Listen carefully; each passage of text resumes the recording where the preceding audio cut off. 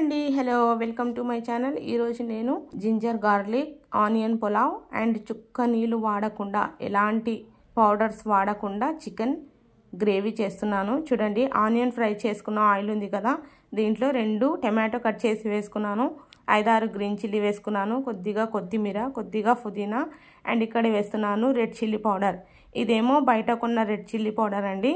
ఇక్కడ వచ్చేసి కాశ్మీరీ లాల్ మిర్చి, ఇది ఓన్లీ రెడ్నెస్ కొరకు, కారం అయితే అస్సలు ఉండదు. సో దీని కౌంట్ కూడా అస్సలు ఉండదండి, టెన్షన్ ఏమి తీసుకోవద్దు. ఇక్కడ వచ్చేసి ఇంట్లో కొట్టించిన కారం పొడి 1 స్పూన్ వేసుకున్నాను, జింజర్ గార్లిక్ పేస్ట్ తీసుకున్నాను.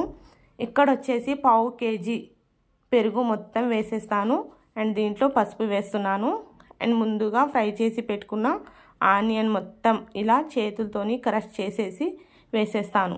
ఇంకో మాట ఏంటంటే, దీంట్లో కనీసం 3 ఆనియన్స్ అయినా ఫ్రై చేసుకొని వేసుకోవాలండి. మీడియం సైజ్ 3 ఆనియన్ ఫ్రై చేసుకొని ఇలా క్రష్ చేసి వేసుకొని మిక్స్ చేసుకుంటాను. దీంట్లోనే ముందుగా కడిగి పెట్టుకున్న చికెన్ 1/2 kg ఉందండి, మొత్తం వేసేసుకుంటాను. 1/2 kg చికెన్ పైనుంచి కొద్దిగా సాల్ట్ వేసి ఇలా మొత్తం మ్యారినేట్ చేసి కనీసం 40 to 25 మినిట్స్, టైం లేకపోయినా 25 మినిట్స్ పెట్టేయండి. అప్పుడే ఈ గ్రేవీలో మంచి టేస్ట్ వస్తుంది. 1 నిమ్మకాయ కూడా పిండుకున్నాను. సో 10 మినిట్స్ రెస్ట్ ఇద్దాం.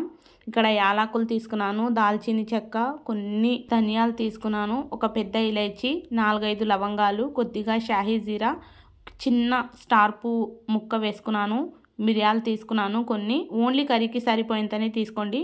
3 కాజు, 3 బాదం, కాజు ఇంకొకటి ఎక్స్ట్రా కావాలనుకుంటే వేసుకోండి. కొద్దిగా జీలకర్ర చిటికెడు వేసుకున్నాను. చూడండి, ఇవన్నీ పౌడర్ లాగా చేసుకోవాలి, వేంపుకోవాల్సిన అవసరం లేదు, అస్సలు వేంపవలసిన అవసరం లేదు, ముందే చెప్తున్నాను. ఇలాగనే పచ్చిగా వేసి పౌడర్ చేసి పెట్టుకోండి. ఇదైతే కర్రీ కుక్ అయ్యేటప్పుడు వేసుకుందాం. సో ఇక్కడ చూడండి, నేను రైస్ కడిగి పెట్టుకున్నాను, 1 గిన్నె పెట్టేశాను, ఆయిల్ వేసాను. ఆయిల్ అయితే రైస్కి సరిపోయేంత వేసుకోండి, పులావ్కి సరిపోయేంత. నేనైతే 4 స్పూన్ వేసాను. ఇక్కడ జింజర్ గార్లిక్ పేస్ట్, పెద్ద సైజ్ ఆనియన్ కట్ చేసి వేసుకున్నాను. అండ్ దీంట్లో నేను కొద్దిగా కరివేపాకు కూడా వేసుకుంటాను, టేస్ట్ బాగా వస్తుంది. సో కరివేపాకు తప్పకుండా వేసుకోండి.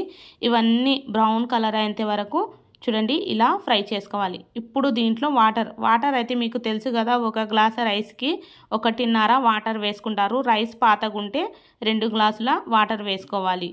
సో దీంట్లో నేను వేసుకుంటాను లవంగాలు, యాలకులు, దాల్చిని చెక్క, మిరియాలు, ఓన్లీ 4 ఐటమ్స్ మాత్రమే వేసేసుకున్నాను. చూడండి, పుదీనా వేస్తున్నాను కొద్దిగా, దీంట్లో కొద్దిగా కొత్తిమీర కూడా కట్ చేసి వేసుకోండి.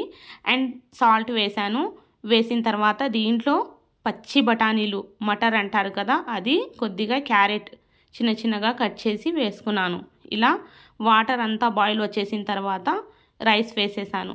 ఇంకో మాట ఏంటంటే, నేను ఏ కలర్లో అయితే ఆనియన్ జింజర్ గార్లిక్ ఫ్రై చేసుకున్నానో అదే కలర్లో ఫ్రై చేసుకోవాలి, అప్పుడే పులావ్కి మంచి కలర్ వచ్చేస్తుంది. సో కాలిపోయిందని అస్సలు అనుకోకూడదు.